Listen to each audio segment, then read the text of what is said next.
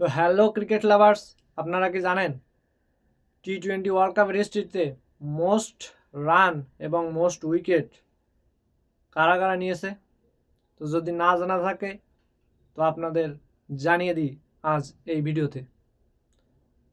তো প্রথমেই most run 5 নম্বরে আছে ডেভিড ওয়ার্নার, 41 ম্যাচে 984 রান, 25 অ্যাভারেজের সাথে 0-100 8টা 50।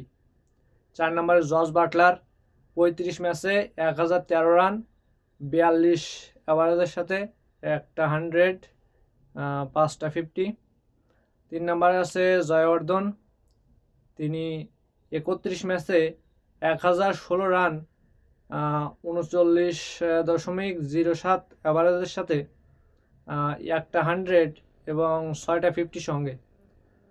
রোহিত শর্মা ইন্ডিয়ান ওপেনার 2 নম্বরে আছেন, 47 ম্যাচে 1220 রান, 34.85 অ্যাভারেজ, 0-100 1250 সঙ্গে।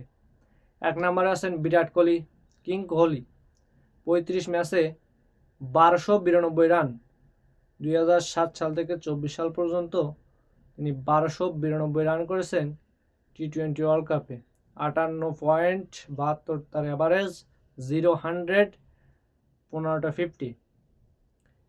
এবার মোস্ট উইকেটস, এর মধ্যে কি বাংলাদেশে কোনো প্লেয়ার আছে? দেখি আছে কিনা। তো শুরুতে 5 নাম্বার থেকে শুরু করছি। আফগানিস্তানের অলরাউন্ডার রাশিদ খান, 23 ম্যাচে 37টা উইকেট নিয়েছেন, 6.30 তার ইকোনমি রেট।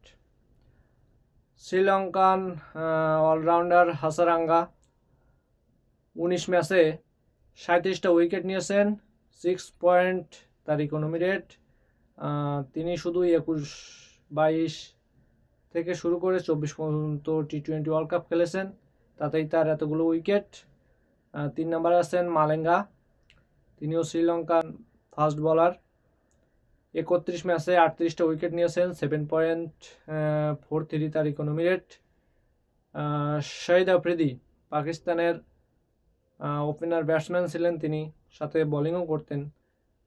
34 ম্যাচে তার 39টি উইকেট এবং 6.71 তার ইকোনমি রেট। হ্যাঁ, সাকিব আল হাসান, 11 বছর ধরে অলরাউন্ডারের 1 নম্বরে থাকা সাকিব আল হাসানও এই লিস্টের 1 নম্বরেই আছেন। 43 ম্যাচে 50টি উইকেট এবং 6.80 তার বোলিং ইকোনমি রেট।